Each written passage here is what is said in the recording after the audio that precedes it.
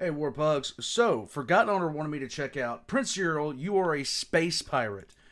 Now, this is from PancreasNoWorks. I already know that because this is a space elf, PancreasNoWorks is going to be very happy about his outlook and Sunday disposition on this guy. But well, I understand his perspective as far as space elves go. I mean, he likes them. He considers them a very, very noble group, and three steps ahead, everything like that. And I view them as vermin that need to be exterminated. But that's neither here nor there. He views them as having great art, like great technological and cultural works that have spanned the test of time. And I view them as the ones that have screwed everything up because they couldn't, step away from the, they couldn't step away from that for more than 10 seconds until everything went nuclear. In any case, we're going to jump into it. Prince Uriel, you are an elf pirate. Here we go. You know, for all the talk about pirates and how they weren't actually cool, swashbuckling anti-heroes of the sea, they're still really fun. Yeah, Yes. Obviously Jack Sparrow isn't exactly historically accurate, but he's still fun. People that think pirates were like that are just idiots. But it's like some people get a perverse joy in sucking the fun out of the subject. Actually, pirates didn't go yar and spoke whatever languages were spoken by where they came from. And also most of them were just suffering from scurvy, and eye patches were only a thing because they wanted to fight better in the darkness of a ship's hold. Whatever, bozo, you have fun being a boring history nerd. I'm gonna go find the treasure where X marks the spot. This joke brought to you by someone who majored in history. If you're wondering where all of this is coming from, it's because the subject of today's video is Prince Uriel Uthanesh of Craftworld Iyanden. I'm coming back at you once again with the best sub-faction of the best army in Warhammer, Debatable. with its premier special character of all things. And this man is the pirate to end all pirates of Warhammer 40k. He's fought every race in the setting you can think of in the name of plundering that sweet booty, and yet he's got a track record of enough successes and failures to make him an actually interesting character. So get ready to do what you want, because a pirate is free, and Prince Uriel is the best pirate you've ever seen. Okay. And yes, I did pick him for a video solely to make pirate jokes. You're gonna Yes. have to suffer through more by the time we're done here. Oh, God, no. Prince Uriel Uthanesh is/was a member of Craftworld Iyanden, and indeed can trace his lineage back to the titular Uthanesh, one of the greatest heroes of Eldar mythology. Uriel's one of those classic type of heroes that was destined for greatness from the get-go. He was chosen to walk the path of command despite being quite young. Now, granted, he's an Eldar, so quite young can be anything from 5 to 500 years old, but the point still stands. While his status as an heir of Ulthanesh is undisputed, whispers abound about his true parentage beyond that. His mother was undoubtedly of noble blood, but his father may have been an outcast from another craft world. Some say he also has the blood of Eldanesh, the other greatest hero of Eldar myths, tying both of those noble lineages together. Others still say that he has parentage from Kamara, and that his hatred for that part of himself drives him to be so kick-ass. Whatever the case, his ego would put the rest of the craft world to shame, and that is no small feat. If other elves are calling you arrogant, you've gone even further beyond. His first great test would come against the Tyranids of High Fleet Naga, the High Fleet before the one that gave Iyanden so much grief. They started voring maiden worlds left and right, and Iyanden as well as Craftworld's Malantai and Idhare rushed to assist. It didn't go so well. The Exile No. If you wonder what a maiden world is, the Eldar are really in a massive state of denial right now about, well, everything. And they continuously they did for a while. They seeded maiden worlds, which were, terraforming projects, which is actually really impressive, where they would set up future colony worlds that they now can never use, because the second the Eldar set foot somewhere, well, if it isn't Slaanesh coming for them, it's the Imperium. worlds were not prepared for the High Fleets, and countless Eldar and their Spirit Stones were lost. The very world spirit of some of these planets was consumed as well. The Admiral of Iyanden in charge of the battle, one Drech, engaged the High Fleets to enact vengeance, but he too underestimated the Tyranids. His flagship, the Auspicious Illumination of Eternity, was destroyed early in the fight, and That's a really long name for a ship. things looked grim.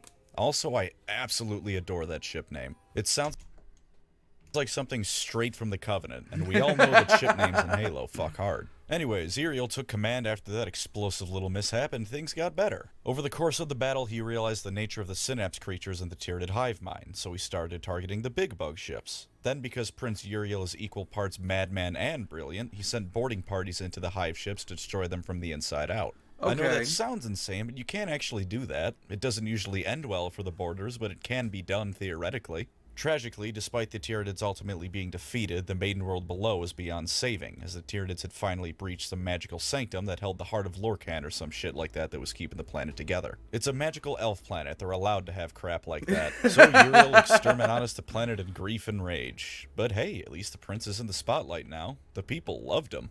The Seer Council kept trying to rein him in because he was a bit of a hothead, but they couldn't manage to do so because it was them versus the entire Craftworld on the subject of Uriel. The chief Farseer named Kelman eventually came to side with Uriel as well, and after that he pretty much had his way entirely. Mr. Kelman evidently figured that he might as well humor the guy, and since every time he read the future all he got was vague portents of doom and salvation, it was probably better to go down swinging with Uriel than meekly wait to get stomped by the next major Space Marine character GW is shilling. That does happen way too often. It happens far too often. Soon enough, Prince Uriel was heading a second great conflict against a Chaos Lord pirate named Kellerx, which is a very cool name. In the first 10 years or so of the conflict are kinda boring and formulaic, to be honest with you. The big pirate naval battles you might be expecting don't really happen yet. The pattern usually went like this. Uriel, though not a pirate just yet, is well aware that pirates love nothing more than ransacking merchant vessels. When an Imperial ship was attacked and sent out a distress call to come get saved, Uriel would wait until the attack was well underway, and then suddenly Kellerx's forces would find out that Eldar ships packed quite the punch. When there were no merchant ships to be found, Uriel would drop Wraithguard onto Kellerx's space stations to blow them to Kingdom Come. Overall, it was a masterful piece of strategy on Uriel's part, and indeed a textbook example of how the Eldar aim to wage war, with overwhelming force at just the right time and place while the enemy is distracted, before fading back into the stars before retaliation could come. You're right. When Kellerx started threatening his underlings with death, they managed to take down a... And even though, like, it's easy to sit there and say, well, you know, why do they engage in such like tactics, these hit and run tactics? Well, it's the only tactics the Eldar can really afford to make work for them, because at every stage the Eldar have to minimize casualties. It's just a thing that they have to do, period, because of how few in number they actually are. Few Eldar ships, but it's a testament to how amazing Uriel is at being a commander that even with this, the Eldar of all people were on the winning end of a war of attrition. Either that or it's a testament to how bad Kellerx was at his job. Speaking of, Kellerx had a couple of his followers rebel because clearly whatever his plans were for the warband weren't working out. While the traitors all died unceremoniously, it did lead to a change in policy. He instructed his sorcerers to find out where Iyanden was located to finally take the fight to Uriel. It didn't work because the Eldar foresaw he might do something like this and cast a concealment spell across the entire Craftworld. So in the tradition of every evil asshole boss guy, Kellerx killed the sorcerers for failing him and then started summoning demons to help him instead. Nakari eventually told him where to go in exchange for some spirit stones, which Kellerx somehow didn't know the functions of, and what was left of his armada descended upon the Eldar's home. What followed is known as the Battle of the Burning Moon, and this is where Uriel does just a bit of a goof. In response to Kellerx's show of force, he also deployed the entirety of Iyanden's naval forces to the field. They were still vastly outnumbered, because this is still the Eldar we're talking about, but this ultimately worked in their favor. Have you ever played an RTS game and try to send your entire army through a choke point, but their pathfinding keeps screwing up and they get stuck on the terrain and each other? That's what happened with Kellerx. His fleet was so huge and so tightly bound together that when the Eldar started swooping in between them at top speed, any return fire the Chaos Forces tried to give would only lead to them hitting their own ships. Once again, masterful Eldar tactics. Go fast as all hell and annoy the enemy to death. That's not to say the Eldar didn't take any losses. When you manage to give an area of space an atmosphere made up of bullets, you're bound to hit something eventually, but overall the battle was very much in their favor. And then Uriel continued showing he had the biggest spirit stones around when he boarded Kellerx's flagship with a whole bunch of Wraithblades. Once again, things were hugely in his favor. Wraithblades, you see, are unbelievably strong. They're slow, but they're more or less unkillable from small arms fire, and they hit like a runaway truck. You might not know that from the tabletop due to their steep price making them frequently a cost-inefficient choice compared to other units, but in-universe, point costs don't exist. So Uriel just rocked up with as many of them as he could carry, and then they went to town on Kellerx's forces, while Uriel took care of the Chaos Lord himself. At this point, you might be thinking Uriel is a bit of a Mary Sue, like Matt Ward took a break from the Ultramarines to write an Eldar character for once. Which I guess to be fair... One thing to understand about the Eldar, if you're trying to understand how the Eldar are capable of some of the things that they're capable of, one thing to understand about them is the average Eldar, even somebody that's considered a neophyte of an Eldar combat unit, has as much or more experience as a grizzled veteran of the Imperial Guard. So if you take the average aspect warrior from the Eldar, they're going to have centuries of battlefield experience. Not only that, the Eldar are just OP when it comes to their physical capabilities and psychic capabilities, which only makes the Drukhari even more scary because the Drukhari focus entirely on the physical. Now, it does not shock me at all that an Eldar of sufficient skill could take on a Chaos Lord. Really doesn't surprise me in the slightest. They are just really built different. Fair, he did write that Iyanden supplement, but I assure you, Uriel's winning streak is coming to an end. Kellerx's dying order was to send 3 cruisers towards Iyanden. 3 cruisers wasn't nearly enough to deal with the whole Craftworld, because remember, these things are the size of small planets, so Uriel figured that something fishy was probably going on. And sure enough, as the strike force was whittled down to just 1 remaining cruiser, everyone realized just how badly the Prince had screwed up by not leaving even a single squadron of fighters to defend Iyanden. Because it launched 36 cyclonic torpedoes at the Craftworld. Yeah. They're slow, unwieldy, and pretty much useless at ship-to-ship combat because of it. But a Craftworld is, once again, the size of a small planet. It's a lot harder to miss. And while Craftworlds do have built-in defense systems, they're designed for larger ships, and the fighters are supposed to handle the smaller things like this. Even with the complete destruction of Kellerx's armada and his own death, because of Uriel's full-send attitude, he ended up getting the last laugh. 35 of the torpedoes were shot down, but it only takes one of them to hit Iyanden, taking with it tens of thousands of Eldar and destroying their spirit stones, meaning all those dead elves got a one-way ticket to the goddess of things best left unsaid. Now, on the one hand, this is patently a massive screw-up for Uriel. But on the other hand, my default plan for RTS games is to wait until I hit the unit cap and then send the resulting horde to bowl over anything in its way, so I can only blame the guy so much. Regardless, no one was feeling much of the Prince Uriel hype at that moment. No. Even less so when he said that while yes, he felt bad about the souls lost to Slaanesh, it was completely necessary for him to have done what he did and the only way to keep Iyanden around. He was essentially channeling the energy of everyone who's ever said God moves in mysterious ways after someone gets horrifically mangled in a car accident or something like that. Only in this really wasn't much I could do at that point. case, he was God, and mysterious ways translates to I do what I want, you filthy peasants. So when they asked him to justify his actions by giving an explanation beyond I'm Prince Yriel and then gesturing to his dick, he was outraged at anyone having the gall to question him. He's Prince Yriel. What more need be said in the way of justification? So he just left, just packed his shit and left the Craftworld, alongside a rather sizable amount of the fleet. He formed a band of corsairs known as the Eldritch Raiders, and this was where he finally became the king of the pirates. Over the next 50 years, he fought a little bit of everyone. Chaos frequently, but also the Imperium of Man. And oh boy did the Imperium hate him. They just couldn't catch the guy, and all the while he would flip them the double bird as he did donuts around Imperial ships trying to shoot him down. No doubt the Imperium felt he was the worst corsair they've ever had to deal with, and any Ordo Xenos Inquisitor worth their salt had heard of him. It's never been explicitly stated that his secondary banner was a human skull and crossbones, but no doubt he at least had one tucked away in storage somewhere. Yeah. He even has an eye patch. Kind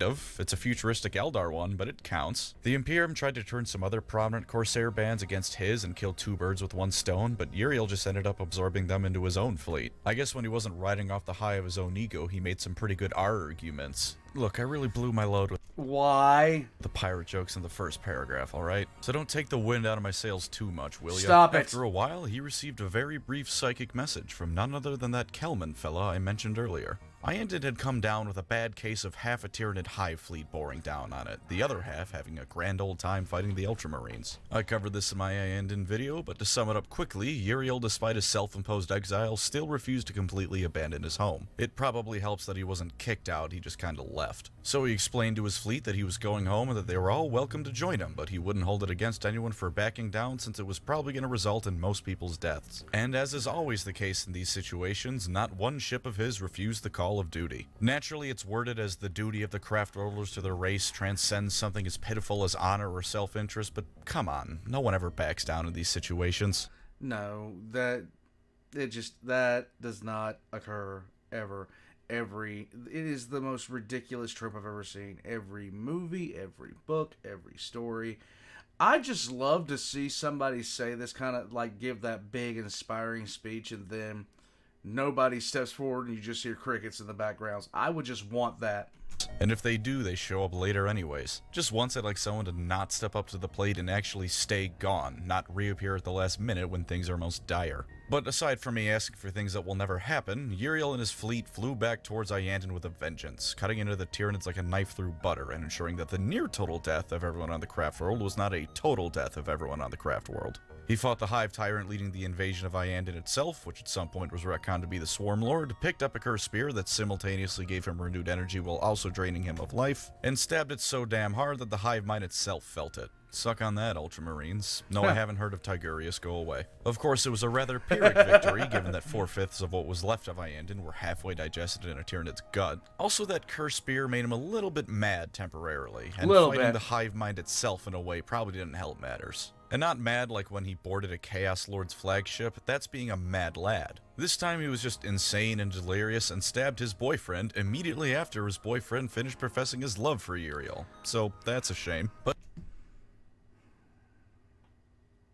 still a better love story than Twilight. But hey, the dude who replaced Kelman as High Farseer of Iyanden managed to get Uriel to stick around this time. Uriel argued with Spiritia Ayana Arienal about whether or not Iyanden should try to rebuild or go back on crusading, and 3 guesses as to which side of the argument Uriel was on. And in the name of all honesty, a lot of the stuff Uriel gets up to is stuff I touched upon in my Iyanden video like I said before, but again, for the sake of completion, I'll still talk about it briefly. He led the Craftworld against an Orc Wa and its leader Wreckfist, which is one of the orkiest names around. It was dealt with, though as always at great cost to Iyanden, and was indeed yet another threat that almost destroyed the Craftworld. Iyanden was also once again almost destroyed by Tyranids, although this time they just blew up the planet they were all gathering around and things worked out pretty well. Naturally though, they still lost a grievous amount of Eldar lives, because of course they did. Primarily yellow in their paint scheme, constantly getting their shit handed to them. Iyanden really is just the lamenters of the Eldar, aren't they? Sounds like it. At some point Uriel talks to a Shadow Seer, or rather the only Shadow Seer that ever does anything, Salandri Veilwalker. Among the thousands of named characters she's apparently spoken to, Uriel can stand proud as another one of them. And she came with both good news and bad news, which is about par for the course for Iyanden. Or anyone in the setting really, but doubly so for these poor bastards. Naturally, it was all shrouded in symbolism and crap because she's a Harlequin, but it was straightforward enough by their standards. Night was descending on the galaxy, but there was a chance the Eldar Empire could somehow be reborn. Demons would rampage across reality, which in hindsight is the Great Rift, but Uriel also saw images of the Eldar gods reborn, which I'm sure is a plot point that GW surely will not ignore in favor of more Marines. And then Uriel... I don't know who this was. I was told to use her in place of Aisha if we ever got the chance.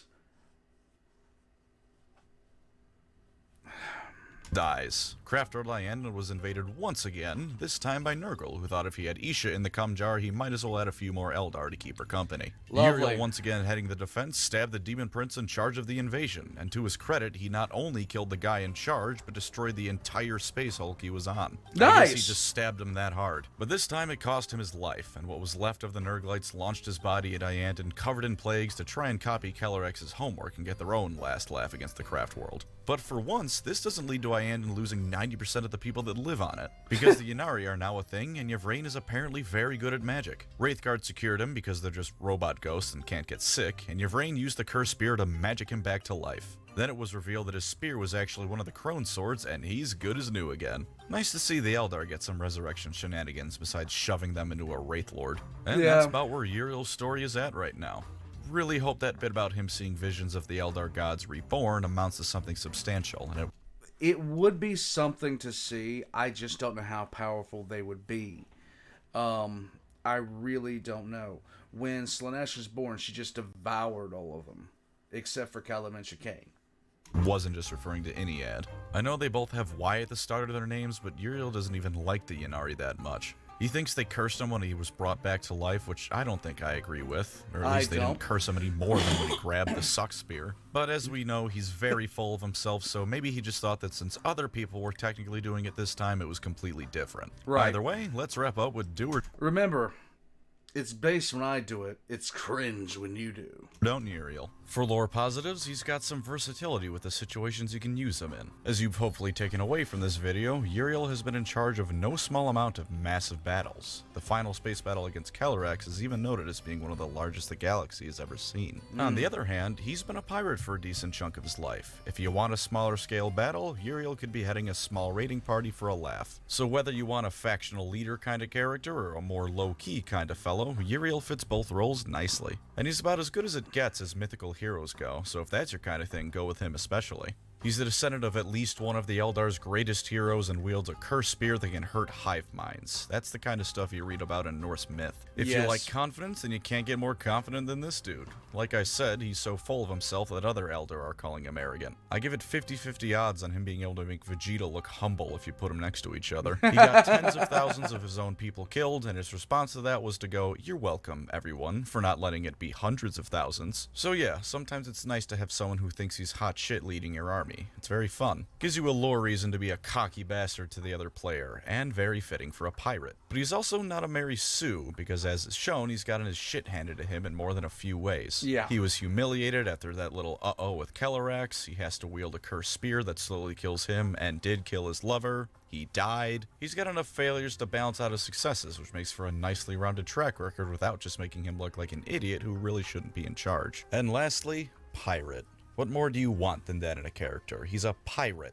If you really need me to explain why him being a pirate is awesome, I can't help you. And as an added bonus, if you're one of the few people that has the Battlefleet Gothic tabletop game, you can even imagine Uriel's piloting your ship, screaming stuff like, "Fire the broadsides, hard to starboard, prepare for boarding." And in I would rather not, honestly. fact, however you're using him, you are morally obligated to go yar at least once if No, you field we are Uriel on the not. tabletop. We are not. It's law. But in a bit of a break in tradition, I'm going to cover all of Uriel's tabletop stuff in one segment. Oh, because okay. there's some bad news I have to share there, and I'd rather just get it over all at once. Let's so, go. skipping right to lore downsides. Uriel is cursed. You are playing a character whose finish line is almost guaranteed to be a tragic death, more so than even the other Eldar. That arrogance of his can also be a double-edged sword, because no one likes an asshole, and Prince Uriel has on many occasions been quite the asshole. Yes. I don't think he's quite at the level of Vegeta or Cetra, where he can just say his name and that's the end of the argument. While yeah, confidence can be key, he's perhaps just a bit too confident. He has toned it down ever since Kellerx, but he's still full of himself, and that can be off-putting. And of course, he's still part of Craftworld Iyanden. Now they are the best Craftworld, I can assure you from the unbiased perspective of someone who paints all his Eldar as Iyanden. But it's an acquired taste to be sure. Constantly getting nearly wiped out, most of their citizens aren't even alive, and you have to paint yellow. So as a nice segue into the tabletop, and you can tell it's a good segue because I'm pointing it out, you don't want Uriel if you don't want Iyanden. He might have left to do his own thing for a while, but you just have to play him as Iyanden if you want him as your warlord, or whatever the Uriel Ulthanesh regiment will be in 10th edition. Now the tabletop stuff. I saved it all for one go because he is pretty much just an autarch, but worse. He does have 6 wounds, which puts him one above the standard autarch, but beyond that it swiftly becomes obvious his stats do not live up to his legend. For example, the cursed spear he wields that stabbed the hive mind itself does a grand total of 1 more damage compared to an autarch starglaive. Aside from that, it's completely identical. No special effects, no bypassing saves, which you would think the weapon that hurt the hive mind would be able to do. Nothing like that. His ranged weapon, which is a laser he shoots out of his eye patch, isn't bad, but it Eye laser. also isn't great. Strength 6 and AP 2 isn't exactly something you can just ignore, but it's also not going to be bringing down any characters on its own. The biggest and most obvious glaring weakness is that he is infinitely less versatile than an autarch, who can be kitted out in a variety of ways with a whole arsenal of weapons and equipment to be able to take on any challenge they may face, several of which are just flat out better than what Uriel can bring to the table. Uriel has a singular loadout, and while his price of 95 points is likely going to be cheaper than a fully kitted out autarch, at least from my understanding of his rules, he won't be doing nearly as much as an autarch potentially can. The most disappointing thing of all, however, is that he only has 1 additional ability compared to a generic autarch. He can put more Corsairs into reserve than other warlords. That's it. Nothing to do with plundering the enemy's loot, or even something as small as a bonus on the charge to represent how gung-ho he is. The reason I combined his positives and negatives for Tabletop is because he's just so uninteresting as a unit, which is an absolute tragedy. One of the most compelling Eldar characters around, and he's easily the most uninspired of them all on the Tabletop. Is he bad? I wouldn't say that. With 5 attacks, he can either lead a charge and take out some chaff, or be used to snipe some weaker characters. But he's just so boring, and compared to the other Artarks who can have jump packs, fusion guns, and more, he's not even as effective as they can make themselves out to be. I suppose if there's any consolation, it's a 10th edition is in like 2.5 weeks, so maybe Uriel will get himself a rework. Maybe. He desperately needs it. Doubt it. Generally, I hope everything about the I have not kept up with the Tabletop since I played it. Tabletop I just said is completely outdated in 2 weeks. Speaking of, his model's also pretty outdated. What a surprise, something in the Eldar range isn't up to modern standards. He also isn't available for purchase on the web store right now, because of course. You can buy Uriel Yellow the paint, but you can't buy the character it's named after. I guess I shouldn't be surprised at that either. Just ask any Warhammer Fantasy fan about Averland Sunset or Reichland Fleshshade. But to stop my bitching, that's Prince Uriel of Craftworld Iyanden, the greatest pirate to ever sail the 7 nebulas of Syrian or something like that. Yarhar, fiddle-dee-dee, do what you want because a pirate is free. Can you tell I'm finishing the script at 4:35 in the morning? Probably. Because I am. I've done similar. You are not alone, my friend. The clock just bumped up to 4:36 and I've got a podcast on in the background. I'm going to finish the video now because my train of thought derailed about 3 paragraphs ago. Thank you as always to my wonderful channel members. You are the Imperial Merchant ship to my Eldritch Raiders, giving me your money so I can keep on.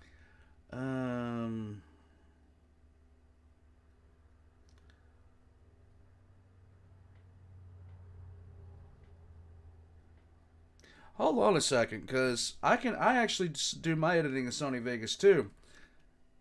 PancreasNoWork, I can help you. In fact, I'm going to try to send you a message later. Ongoing to take more money. I'm not actually a pirate for anyone that may be affiliated with the IRS watching this. If you'd like to support the channel, feel free to subscribe or become a member. Either way, thank you for watching and take care out there.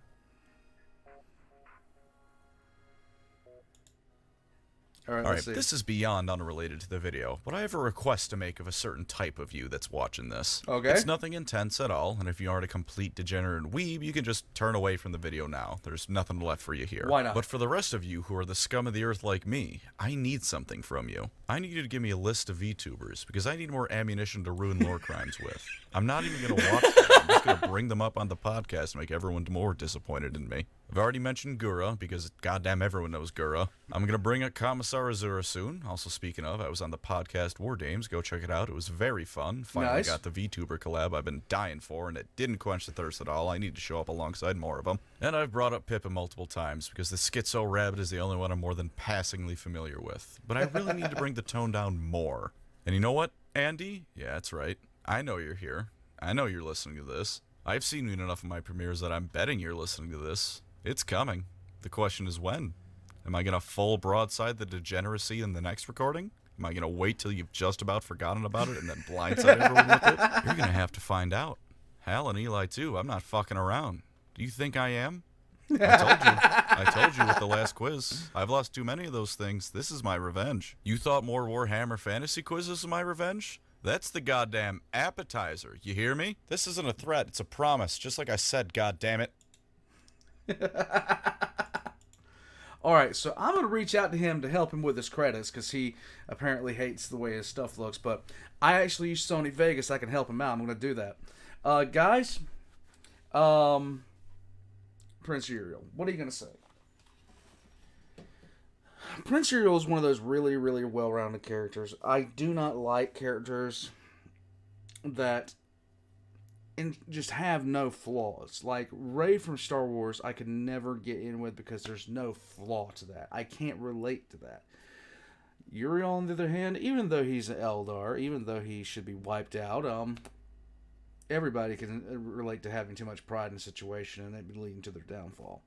Guys, PancreasNoWorks, once again, has explained a character to us that, yeah, in his elf boy fandom and pirates, yes, yes, yes. Guys, thank you for sitting here watching this with me. Check the description down below for all of PancreasNoWorks links, including my own links, including to my merch store, Patreon, all that kind of stuff. I'm going to head out from here, and I'm going to continue working on the Latara Sarn video, which is causing me several gray hairs. And I'll see you guys next time.